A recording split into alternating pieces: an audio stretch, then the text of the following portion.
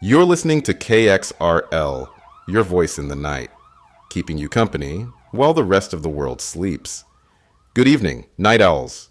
It's 11:57 p.m., and we're rolling into another hour of late night rambling, strange requests, and weather that frankly can't make up its mind.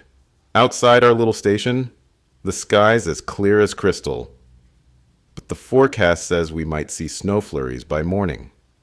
In June. Welcome to the apocalypse, right? Lines are open if you want to call in, share a story, request a song. You know the drill. We're all friends here.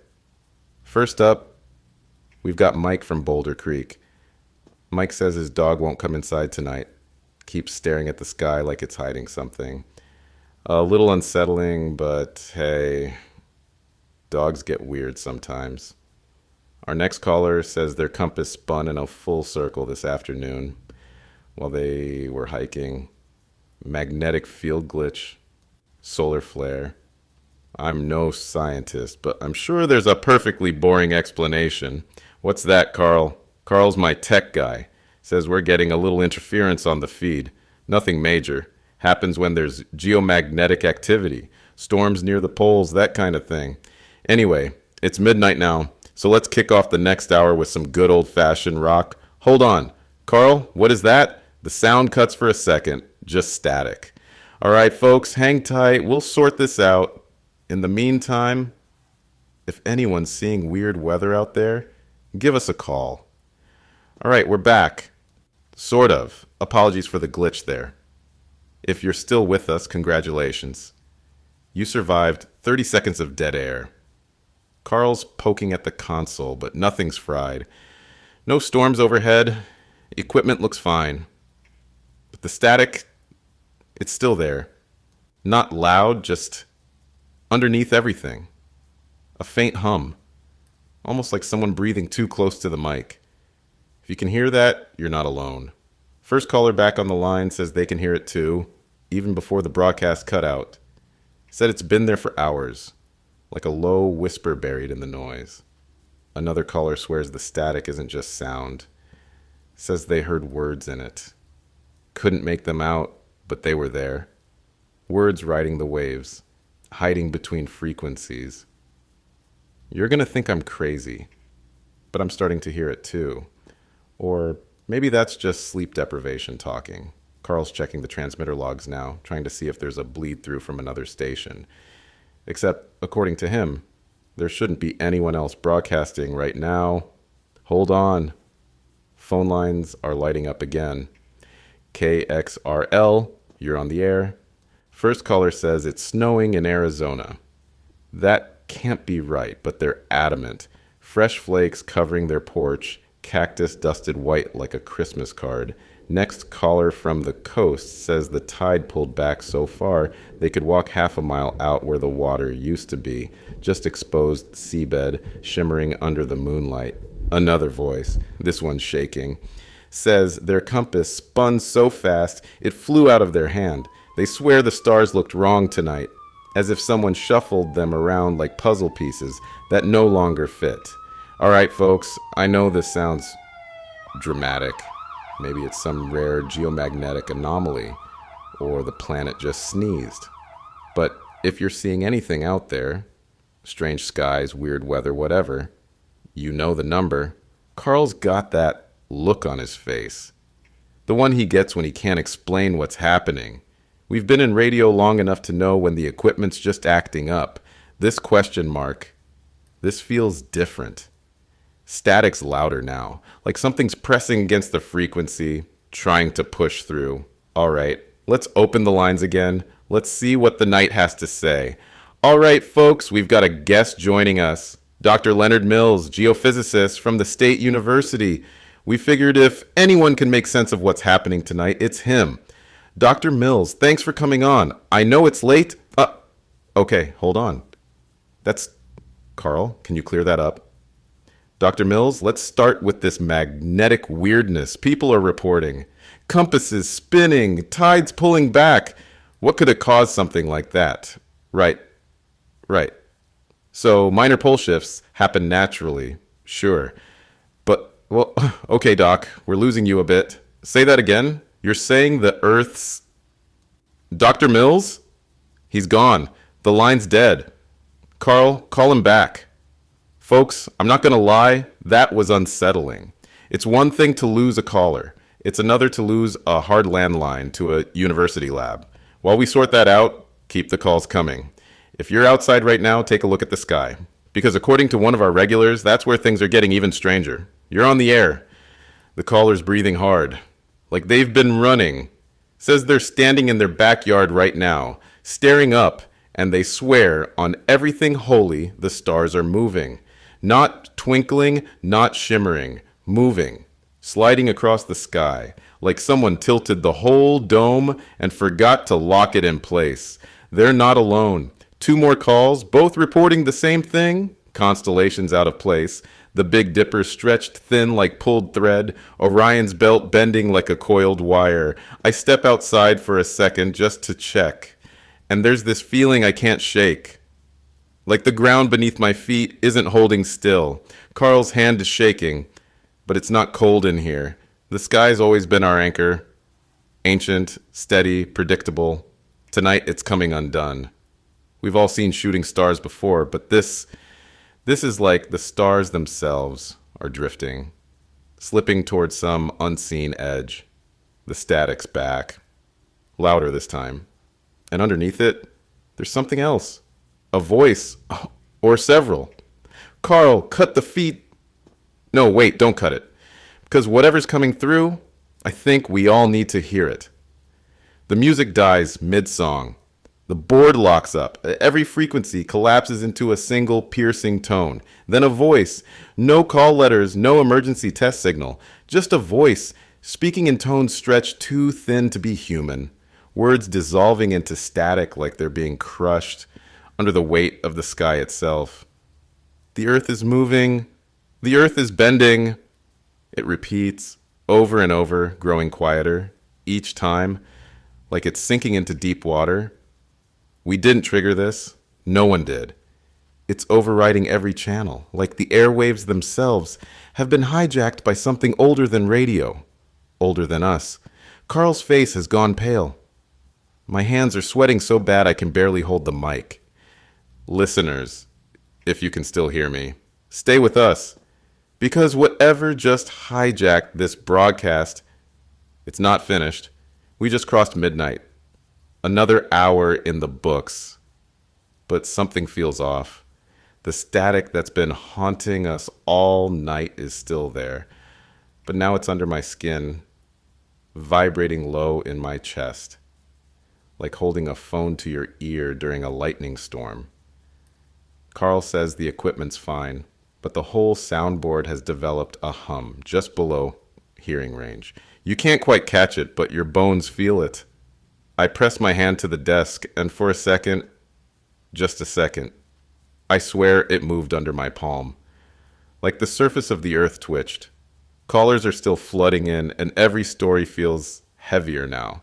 The sky bending, the stars sliding, dogs refusing to go outside. Then the tremor hits. Not violent, not yet. More like the building itself took a breath, expanding just a hair before settling again. We've had tremors before, nothing dramatic. But this doesn't feel like tectonics. This feels wrong. The antenna whines, and the lights flicker. And somewhere inside the wall, I hear something crack.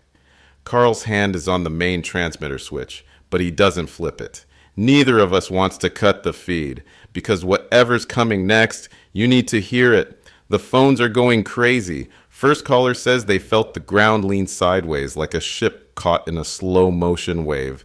They had to grab the door frame to keep from falling over. In their own living room. Another says their car drifted off the road. But not from ice, not from rain. The ground itself tilted. They could see the asphalt sliding under their tires, a slow pull sideways. From the valley, we get reports of water sloshing out of pools, waves spilling over fences, even though there's no wind. One man says his whole kitchen floor shifted under his feet, the refrigerator sliding 3 feet across the room like it was caught in invisible hands. A woman from the next town over says her ears won't stop ringing, like pressure from an airplane descent, only sharper.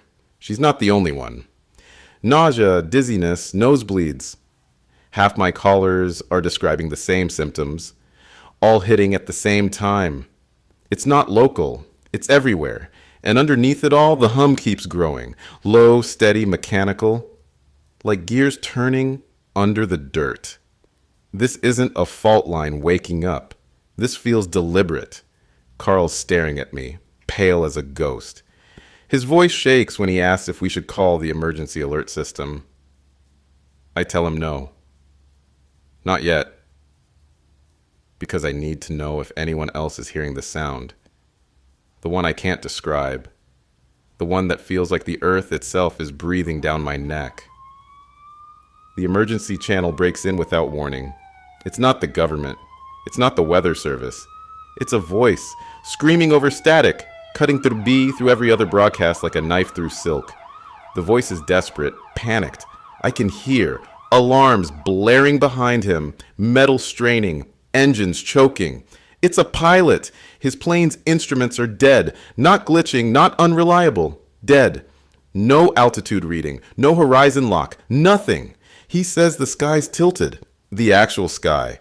Clouds bending at angles they shouldn't, stars dragging sideways like they're being pulled off their axes. His voice breaks when he says the horizon itself has curved, not the way Earth curves gently at the edge, but sharply, like someone grabbed the top of the atmosphere and gave it a twist. His last words before the feed collapses into static. I can't find the ground. I can't find... Then silence. I sit there, phone in hand, heart pounding in my ears, and all I can think is, how do you lose the ground? Carl tries to patch into emergency aviation frequencies, but they're gone. Just static and that same relentless hum, growing louder by the second. I want to tell you this is a technical glitch. I want to say it's a magnetic storm or a freak atmospheric event. But when I look out the window, the horizon does look wrong, stretched too wide, colors bleeding into each other like oil on water. And I realize the sky isn't falling. The sky is slipping. The airwaves are chaos. A caller from upstate says the lake near their house poured out. Not in waves, but like someone tipped the whole thing sideways. Water spilling across fields, dragging boats, docks, and trees with it. Another voice, young, trembling, describes trees bending. Not from wind, but as if they're being pulled toward the sky, trunks arching unnaturally before snapping back down. People are dropping things, phones, dishes, keys, and watching them hover, trembling just above the ground before slamming back into the earth like gravity. Itself is confused. Carl's got the emergency scanner open, but it's a mess. Reports conflict by the second. Some places have crushing gravity, pinning people to the ground. Others have objects drifting weightless like they're underwater. One caller, voice distorted, like they're speaking through liquid, says their entire neighborhood tilted all at once. The houses on one side lifted a foot off their foundations. The other sank into the dirt, like the whole street got caught in some invisible hand. My own coffee cup slides across the desk, and I grab it just before it tumbles into the mixer. And through all of it, every call, every scrambled emergency feed, there's this sound, the hum. It's louder now, woven into every frequency, like a second pulse running beneath our voices. I can feel it in my teeth.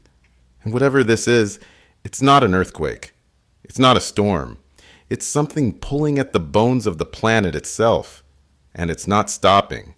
The internet is gone.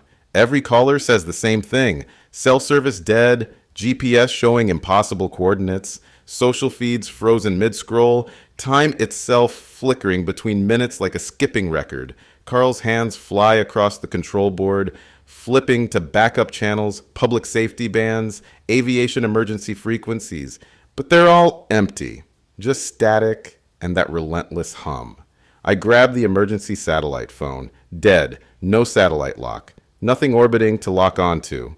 Another call comes in, shortwave this time, from a ham operator up in the mountains. Says every satellite just vanished off his scope. Like someone wiped the sky clean. We check the station's uplink. Our own satellite relay should be pinging out, feeding the world. It's dark. We're broadcasting locally only now. Our fragile signal clinging to the last working towers. KXRL has become a lifeline. One brittle thread connecting the people still listening. But if the satellites are gone, if the internet is gone, what's holding the sky together? Carl's mouth opens like he's about to speak, but then the lights flicker again. The hum spikes, rattling through the equipment, and I swear I hear words in it, just for a second. Not in English, not in anything human. The hum isn't background noise anymore. It's inside everything, every wire, every microphone, every speaker. It pulses through the walls, vibrating in the air like sound turned solid. My voice feels wrong coming through the speakers, stretched, warped, like something's pulling at it while I talk. Carl winces every time I speak. Like the sound itself is painful now. Listeners are calling in, those who can still get through, describing headaches so sharp they can barely think. One man says the fillings in his teeth are vibrating, buzzing like tuning forks. Others talk about hallucinations, glimpses of movement just outside their windows, shapes flickering at the edges of sight too fast to focus on. A woman says her own voice echoed back at her when she spoke, like the air itself was repeating her words, a half second behind her, whispering in her own voice. Carl presses his hands to his ears, shaking his head like he's trying to clear water from his skull. The hum isn't just sound anymore. It's alive, and it knows we're listening. The last call comes through on a line that shouldn't be working. The voice is ragged, barely holding together, like the words are being dragged out of their throat. They say they're standing outside, staring at the sky, and the stars are wrong again. But it's the moon they can't stop looking at. It moved. Not drifted, not shifted with the tide. It jumped. A sudden impossible leap across the sky, like reality hiccuped and forgot where to put it. They described the moon stretching as it moved, a smear of silver dragged across the stars like wet paint. Then they scream, just once, and the line goes dead. I don't have words for this. The sky is slipping, the earth is trembling, and the hum is no longer beneath the sound. It is the sound, whatever's pulling at the sky. It's not finished yet. I'm not sure when it happened. When the shift went from something we could explain to something we could only survive. There are no more updates from the agencies, no more weather reports, no more government advisories. Just silence where the experts should be. So the phones take over, line after line, voice after voice, unfiltered, trembling, raw. Survivors reaching out into the dark, hoping someone's still listening. One man calls from his basement, his voice shaking so badly I can barely understand him. Says his ceiling warped like a bubble ready to pop. The air itself heavy and wrong. He doesn't know if it's the house or his own mind bending first. Another caller whispers that the stars outside her window won't hold still, sliding and stuttering like a bad signal. She asks if it's in her head, if anyone else sees it. Before I can answer, the line cuts. No one's asking for facts anymore. They want proof they aren't the only ones losing grip. A teenager calls in, crying quietly, says his parents told him to stay inside, but the house feels alive now, walls breathing in and out like lungs. There's no expert left to explain that away. So it's just us, talking into the dark, trading fear like currency, and through every call, every voice, the hum stays with us, faint, steady, like a pulse beneath the station. I start to wonder, what happens if it stops? It's not just the sky anymore. It's inside us now. Call after call, each one describing something stranger, more personal, not just nausea or dizziness, something deeper, like the earth itself found a way under their skin. A woman in the next county says she can't stand up. Every time she tries, the floor tips sideways, sending her staggering into walls that feel too soft, like they aren't sure what shape they're supposed to hold. A man says his fillings ache, vibrating so hard his teeth might crack. There's a metallic taste on his tongue, like breathing in blood or old pennies. But it's the whispers that shake me most. Caller after caller swears they can hear the earth talking, not in words, not exactly, but in pulses and rhythms buried beneath the static. Some hear their own names, others hear phrases, half-formed warnings drifting up through the dirt like something buried too shallow. One man says the whisper followed him into his dreams, replaying conversations he's never had, with voices he's never known. I lean closer to the mic, trying to comfort them.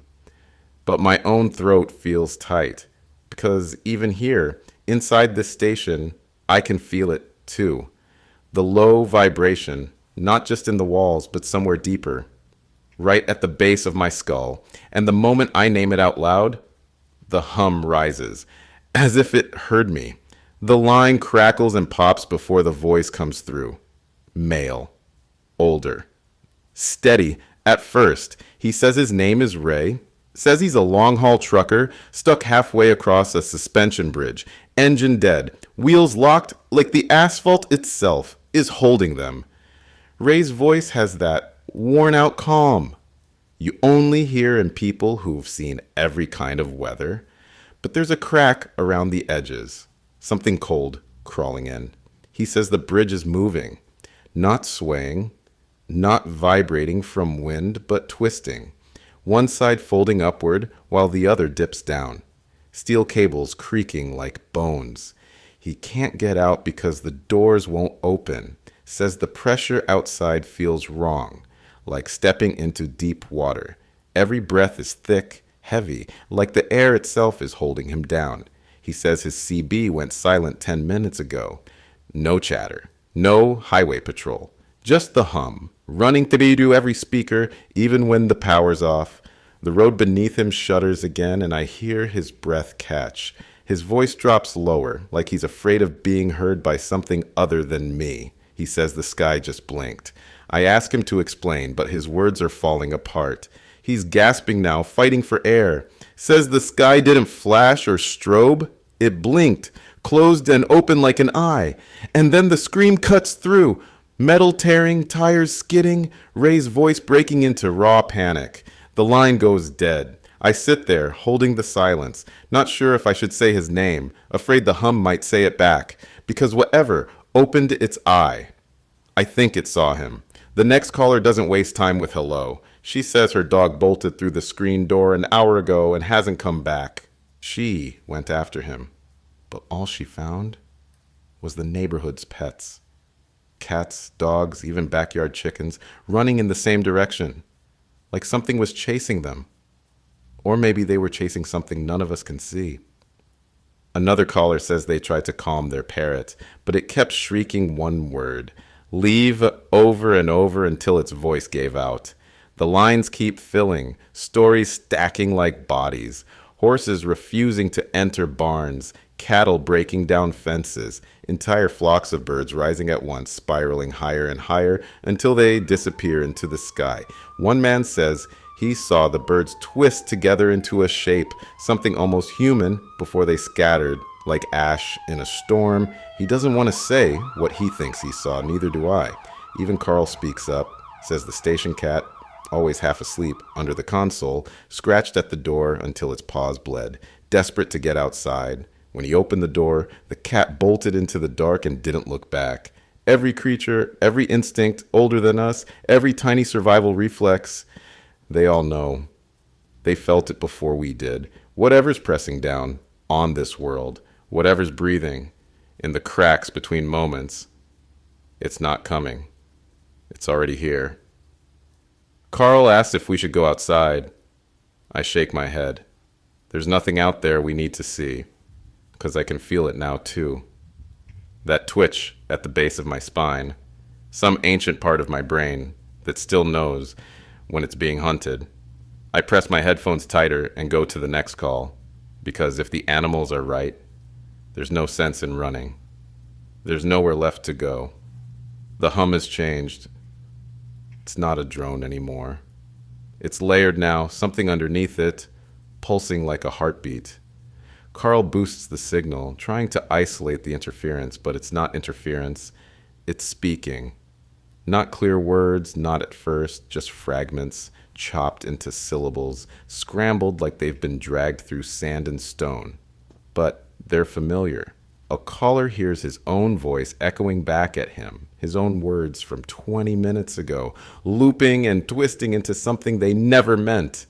Another caller says the static spoke her daughter's name, even though her daughter never called the station.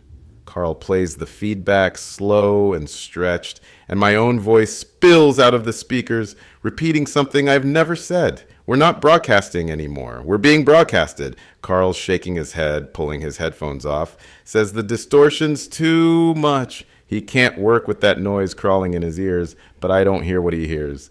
I hear something else. A voice buried deep in the static, only for me. It knows my name. It knows things I haven't said out loud. It whispers places I've never been and secrets I shouldn't know. I ask Carl if he hears it too. He doesn't. But it's not gone. It's still talking, only to me. My hands tremble on the mic, but I keep talking, because if I stop, I'm afraid the whisper will hear the silence and answer back. The hum doesn't fade, but something else cuts through it. A second signal, stronger, overriding my voice like a fist closing around a throat. It's official. Some government agency, the kind that usually reads scripted disaster warnings with robotic calm. But this one sounds wrong. Like the voice itself is glitching, stuttering between phrases, unsure which message it's supposed to deliver.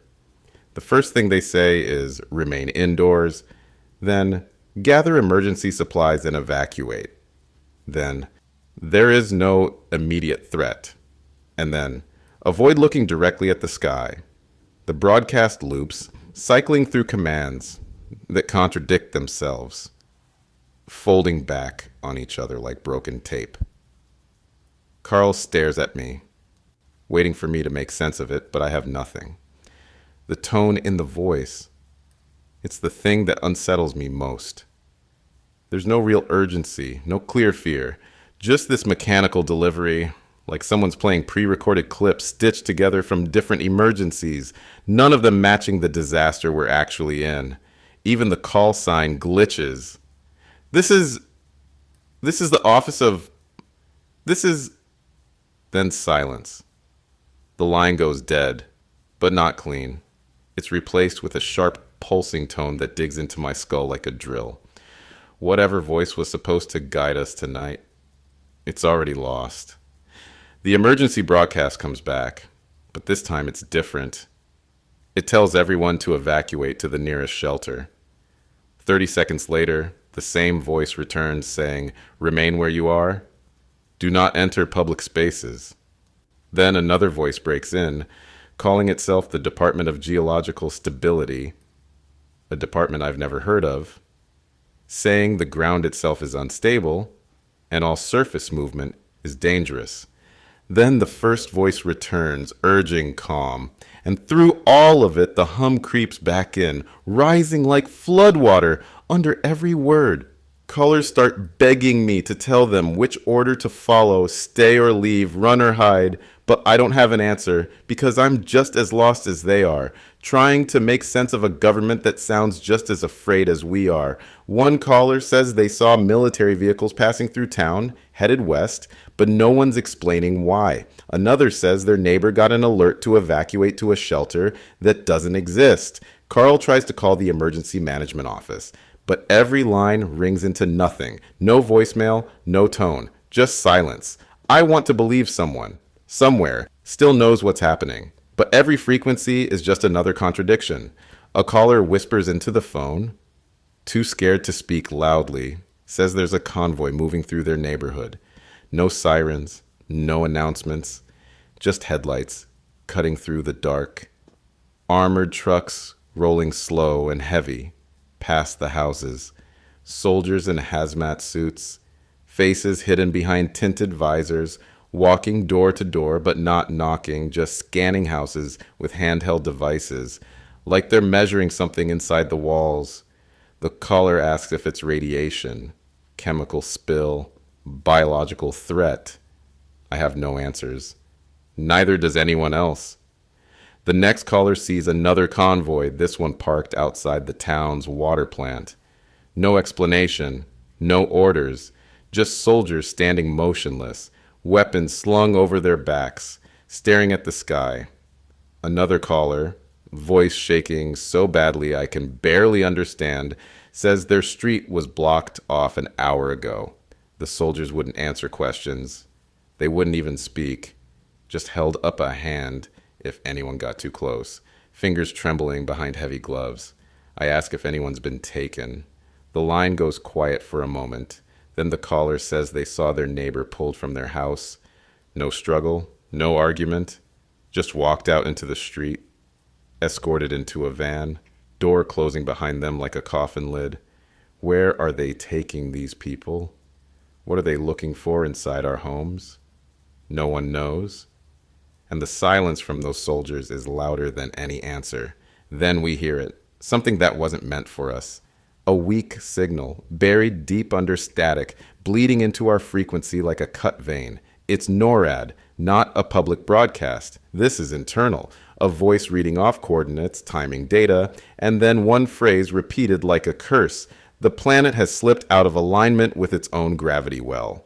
I say it out loud and realize how meaningless it sounds, but the voice keeps saying it, like it's the only fact left to cling to. Carl tries to trace the signal, but it's bouncing, relayed through broken satellites, caught and amplified by who knows what, until it lands in our lap like an accidental confession. The voice changes, turning softer, more human. It says, "We didn't think it could happen this fast." Then, we were warned. There's panic in that voice, not the usual military calm. This is someone realizing they've lost control, saying goodbye to something they were supposed to protect. The signal flickers, and the hum eats the rest. Carl asks if I believe any of it. I tell him belief doesn't matter anymore, because the earth is slipping, and we're falling with it. The call boards are quieter now, not because people stop trying, but because fewer signals are getting through. Carl watches the frequency monitor, eyes wide, as the list of nearby stations shrinks. One by one, the neighboring signals blink out.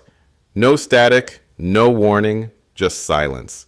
We try to reach WQNT up north, a station we've piggybacked in storms before. Dead. The AM band starts thinning out too. The old community stations, the late night trucker shows, even the weather loop out of the next county. Gone. It's not a power failure. This feels surgical. It's like someone or something is closing valves, cutting off the flow of words and sound until there's nothing left but us. I wonder if it's the government trying to control panic by silencing anyone who doesn't have an official script to follow. But then Carl points out something worse. The stations aren't just dying. They're being erased. Their call signs don't even show up in the logs anymore. Like they were never there at all. The signal map on Carl's screen flickers, entire bands vanishing in real time, until we're one of the only voices left. I want to believe we're being spared, maybe because we're small, insignificant.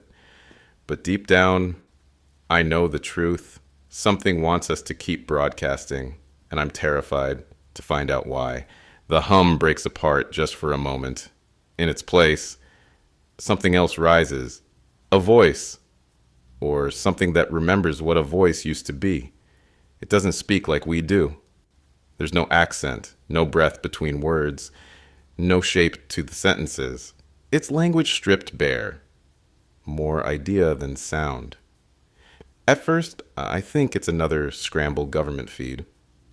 Some last-ditch emergency beacon forced through failing satellites. Then, it says something no government would ever say. This is not your world anymore. The line doesn't cut out.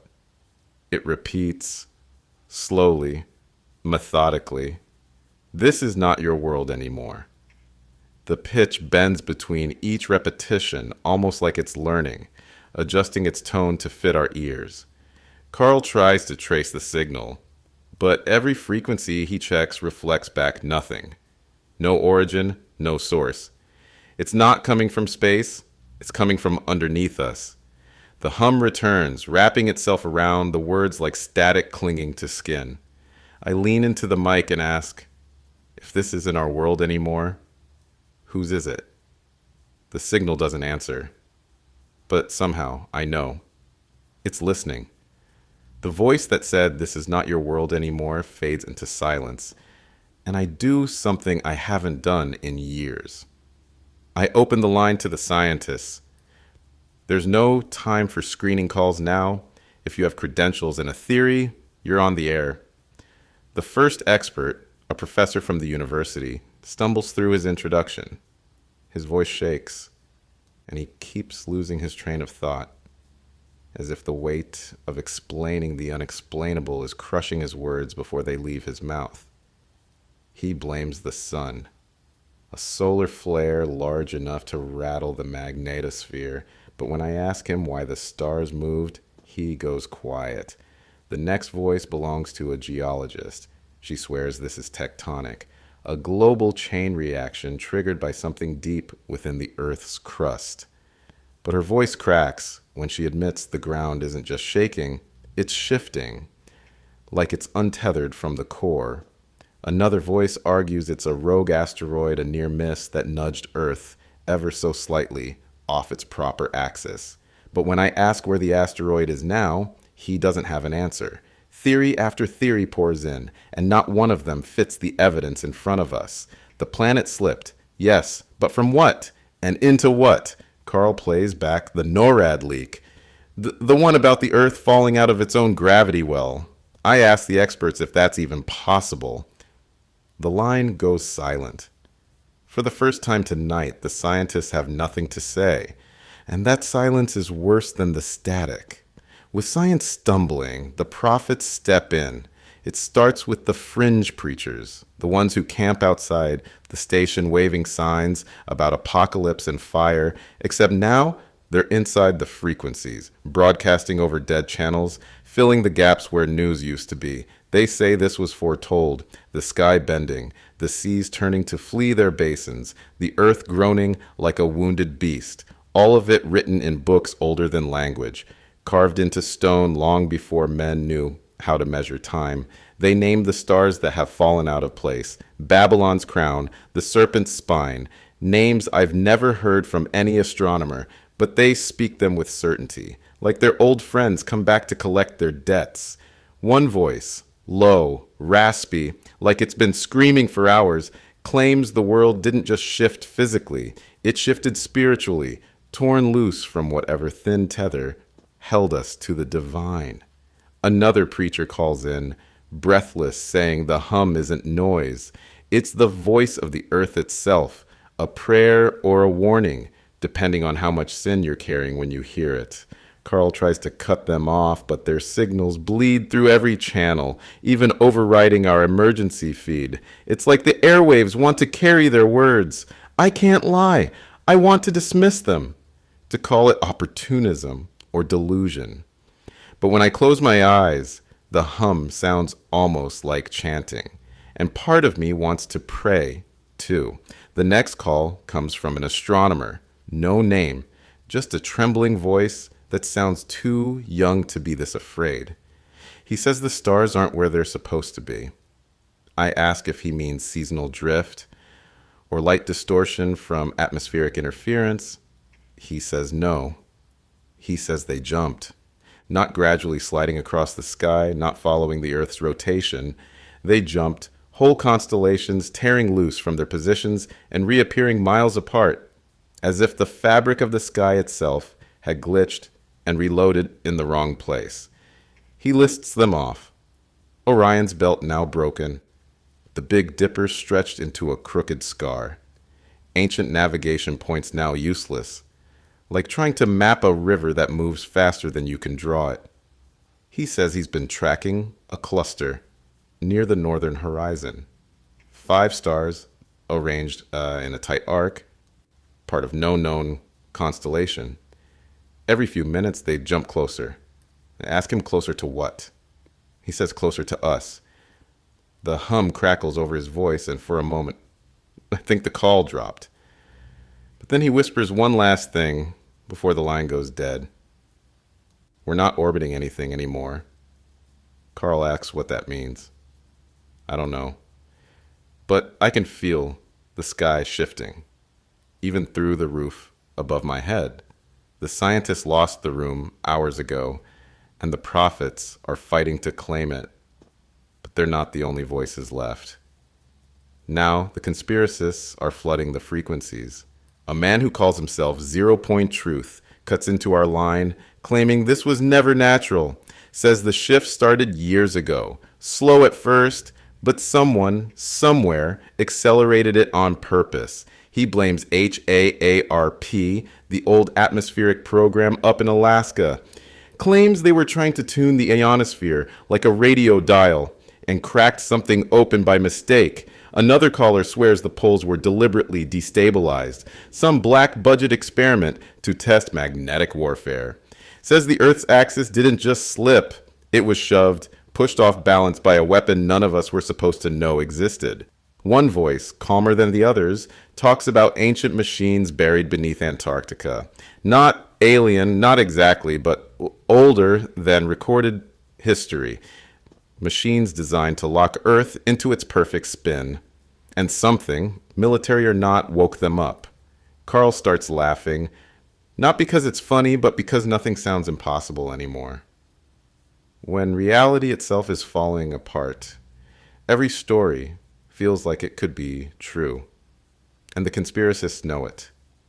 They fill every silence, every gap between words, until their theories don't sound like theories anymore. They sound like explanations, half mad, sure, but more logical than anything science has given us tonight. And honestly, I'm starting to think they might be right. We managed to get a scientist back on the line, a voice of reason, a man whose name once carried weight on every news network. He starts strong, talking about magnetic instability, gravitational harmonics, all the words meant to calm people down, but his confidence cracks faster than I expect. He admits the math doesn't work. No known force could knock the Earth off axis this violently without shattering the crust. No solar storm could bend the sky or unanchor the stars. He stumbles, loses his train of thought, asks me to repeat the question, even though I never asked one. Then he says something I'll never forget. Science is language, and we don't have the right words for this. He tries to reframe, tries to recover, but the silence swallows him. I can hear him breathing into the phone, faster and shallower, until it's all he can manage to say. There's no language for a planet waking up. He hangs up without saying goodbye. Carl mutters that we should stop taking expert calls, that logic and reason can't help us now. I don't argue, because when science runs out of words, all that's left is fear. The air goes still. Even the static pulls back, like the frequencies themselves are holding their breath. Then the burst hits, a tight, compressed signal so sharp it makes Carl rip off his headset. It's encrypted, military grade, but old. Older than most of the satellites still left in the sky. The system traces it south, as far south as the world goes. Antarctica. The data's too corrupted to read clean, but Carl manages to scrape one clear line from the noise. Coordinates. They point to a stretch of ice no human is supposed to visit. Miles from the nearest station, deep inside territory no country admits, to controlling. And with the coordinates comes a single word. Warning. Not a sentence, not a threat. Just the kind of warning you leave behind when there's no one left to stop what's coming. I read the coordinates aloud, half hoping someone listening knows what they mean. Carl swears he's seen them before, not in a science journal or military report, but in an old Cold War conspiracy form, buried under stories about lost Nazi expeditions and vanished Antarctic drilling crews. He says those coordinates mark something the U.S. Navy found under the ice in 1958, a structure too deep to date, too large to be natural. And according to the report, Carl remembers the last thing they transmitted before cutting all contact was the same word we just received. Warning. I ask him what they were warning us about. Carl doesn't answer, because whatever's under that ice, it's awake now. I don't know how to describe this in a way that makes sense, because it doesn't. The station itself is reacting. The lights flicker in patterns that almost feel deliberate, like they're trying to speak in a language of their own. Not just surges or power dips. This feels intentional. The hum is no longer hiding beneath the broadcast. It's in everything. The speakers throb with it. The mics pulse with it. Even the console vibrates under my hands, like something breathing inside the circuitry. Carl runs his hand along the wall, and before he can say a word, a drop of water falls onto his wrist. Then another. It's dry outside. Clear skies. No rain for miles. But the ceiling above us, bone dry all night, is weeping. Thin streams tracing down the walls, pooling along the floor, filling the gaps between tiles, like veins in a living body. I wipe a drop off my desk and taste salt. Seawater. The same seawater listeners told us was retreating from the shores hours ago, like the oceans were holding their breath, waiting for something. The phones are dead now. Not even static, just silence, deep and absolute, like the lines have been severed outside the building. The only sound left is my own voice, looping back through the headphones with a half-second delay, distorted just enough to sound like someone else is speaking with me, word for word. Carl asks me if we should stop, if we should cut the feed. I tell him no, because if the station itself is alive now, if it's reacting to something outside, we need to hear what it says next. My voice isn't my own anymore. Every word comes out thinner, stretched too long, like sound traveling through water.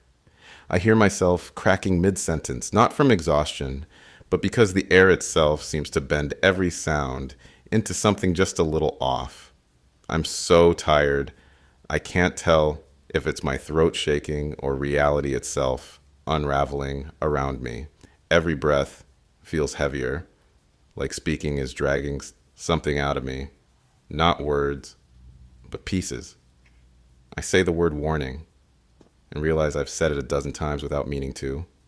Like the word itself has latched onto my tongue and refuses to let go. Carl's voice breaks in, trying to calm me, but even he sounds wrong. Like two versions of him speaking at once. One slightly ahead of the other, like an echo from a future neither of us can see yet. I grip the mic with both hands, as if holding on physically can keep my mind from slipping sideways. But the harder I hold, the more the words splinter. Somewhere in the hum, I hear my own voice coming back, saying things I haven't said yet, describing moments that haven't happened, telling stories of endings we haven't reached. I start to laugh. Not because it's funny, but because my brain can't hold all of this at once. The science, the superstition, the water from nowhere, the whispering machines, the sky unthreading itself like a loose stitch. Carl asks me if I need a break. I tell him breaks are for people who still believe time works the way it used to. Then I press the button to take us live to air again. Because if my voice is gonna fall apart, I want the whole world to hear the pieces hit the floor. I ask the listeners, those who can still hear me, to step outside. Not for long. Just enough to tell me what they hear. The first caller comes back breathing hard, whispering like the silence might hear him. Says there's nothing outside now. No crickets, no owls, no distant hum of cars. On the highway, even the wind sounds wrong. like it's moving through an empty shell instead of a living world.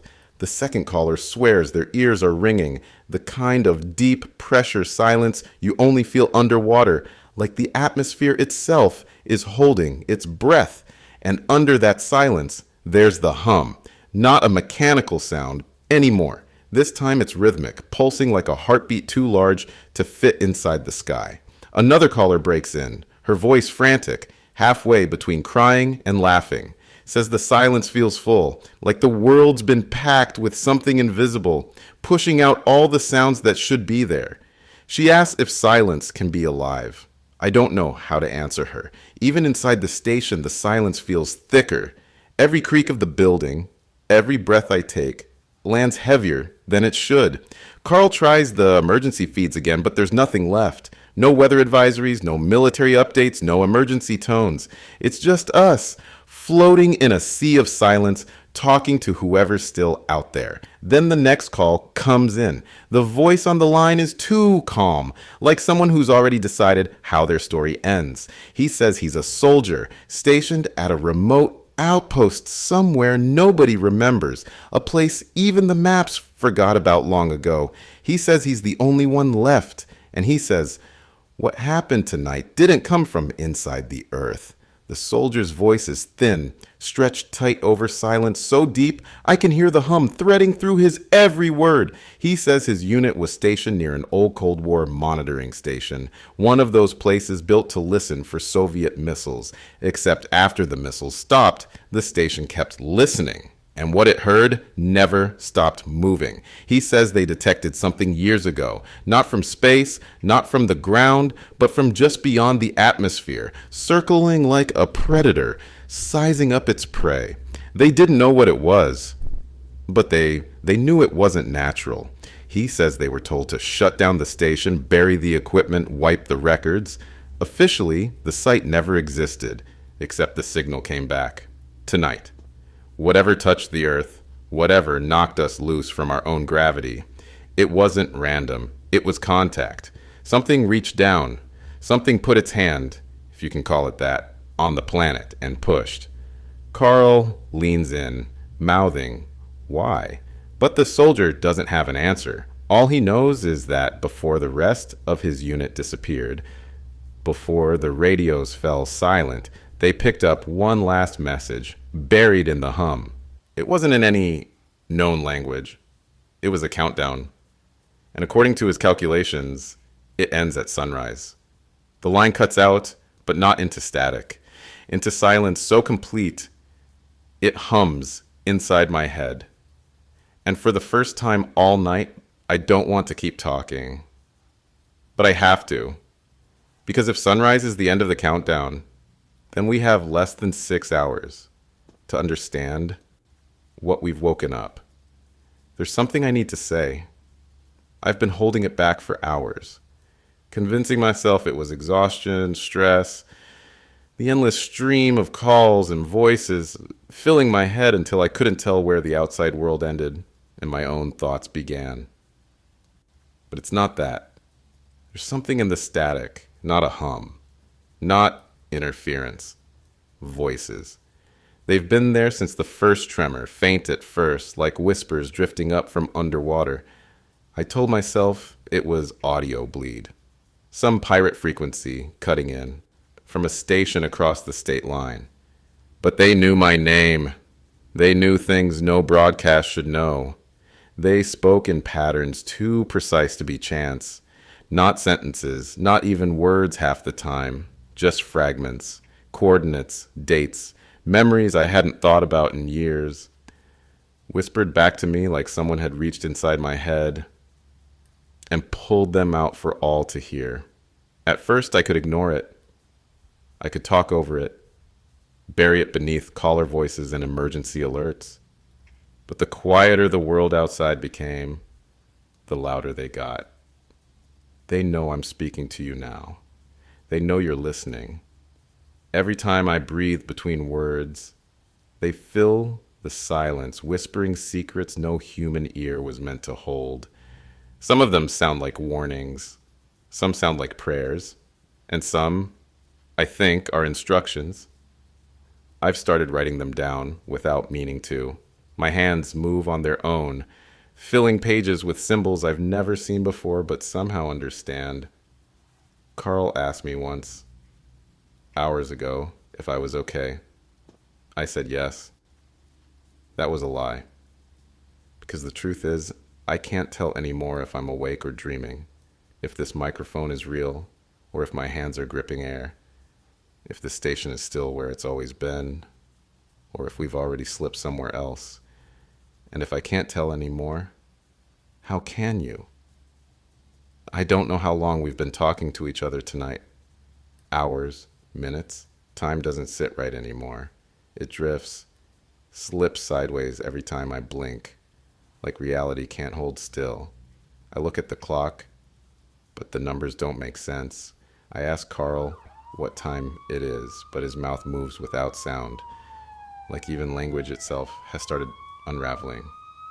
The only thing that feels solid is this microphone, this thread connecting me to you. Whoever's still out there, you're listening. I know you are. But I have to ask, are you there? Are you still on Earth? Because I'm not sure I am. The air feels thinner now, stretched like a skin too tight to breathe through. The walls pulse with the hum, and beneath the hum, the voices hum back, chanting my own words, replaying this broadcast before I even speak it. Somewhere out there, the horizon has folded over itself. The stars are still sliding. The moon has lost its grip, and I can feel something reaching down, not from space, not from heaven, but from the seam between moments, where everything that holds us here has started to tear.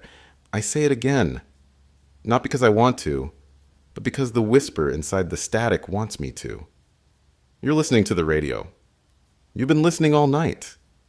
But before I go, before this signal tears itself apart the way the sky already has, there's one question you have to answer, not to me, to yourself. Are you still on Earth? The hum sharpens into a scream. The station groans, and then silence. It starts like these things always do, with someone who doesn't know what they've found. A researcher digging through old weather data, searching for storm patterns from a decade before they were even born. Routine work until the signal breaks in. A faint transmission buried beneath outdated telemetry, caught between layers of corrupted code. It shouldn't exist. No known station ever broadcast on that frequency. And yet, there it is. A voice from nowhere. At first, it's just fragments. Distorted phrases, syllables collapsing into static. But the more they isolate it, the clearer it becomes. It's a broadcast. Not live, not anymore. It's this broadcast, the final hour, the trembling voice of a man long gone, warning of a sky that bent wrong and a world that came untethered. The researcher pulls the full recording, matches it to historical archives. The date lines up perfectly with the night the Earth slipped. But this version, this ghost signal, it's not a perfect replay. Some of the words are missing. Others are new. It's as if the broadcast itself remembers things differently each time it's heard. And the more they listen, the more it sounds like the voice isn't talking to the past anymore. It's talking to them. The Earth that exists now isn't the Earth they inherited. The poles didn't drift back. The sky never quite settled. The stars chart new courses, unfamiliar to anyone who remembers the old constellations. Forests turned to deserts. Deserts flooded into inland seas. Glaciers bloomed in places that never knew ice. The maps redrew themselves, not through politics or war, but because the land itself decided its shape was no longer necessary. Ancient cities sleep beneath new oceans, monuments to a world built on the illusion of permanence.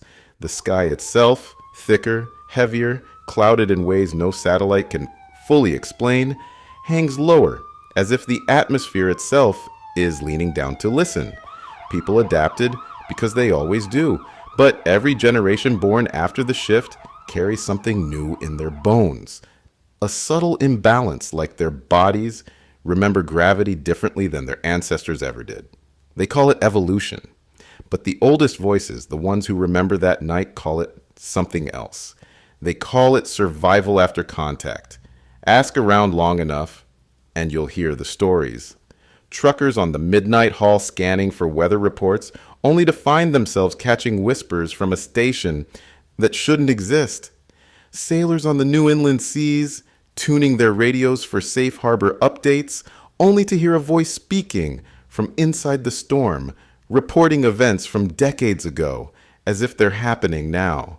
And sometimes late at night, ordinary people with old radios, people who remember the way the sky looked before the shift, swear they hear the hum. That same low, steady pulse. The signal doesn't always say the same thing. Sometimes it's weather updates for cities that no longer exist. Sometimes it's caller voices, names long forgotten, recounting impossible sights from a sky that's since rewritten itself. But always, it's coming from the same hour. The hour the Earth slipped, as if the broadcast itself became unstuck in time. A ghost signal from the night the planet lost its grip, forever trapped between the past and whatever came after. And every time someone hears it, the message gets a little clearer. Or maybe they just remember what they tried to forget. The tape has been played 1,000 times, analyzed by experts, debunked by skeptics, passed around like a modern myth. But one part was always unclear. A line buried so deep in the static, no one could isolate it. Until now. With new technology, the frequencies are peeled back, layer by layer, until the voice emerges. Not distorted, not stretched by fear or exhaustion. Just a voice. The host's voice. It's the last thing he says. Moments before the signal cuts, before the world slips too far to hold on to. He says, they were already here. Not, they're coming. Not, we made contact. They were already here. Long before the skies bent. Long before the earth shook loose. Long before we ever invented the radios we thought we controlled. And maybe they still are. Listening, waiting, speaking through every crack in reality we're too afraid to notice. Because in the end, the shift wasn't the beginning.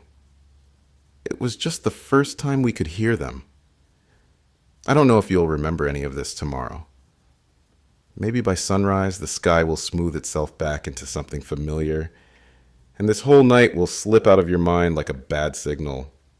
Or maybe, years from now, you'll be driving some empty highway late at night, tuning the radio for company. And you'll hear me again, my voice caught between stations saying words I haven't said yet. Because if there's one thing I've learned tonight, it's that memories aren't just personal. They belong to the air itself, to water, to earth, to all the things that watched us before we ever knew they were there.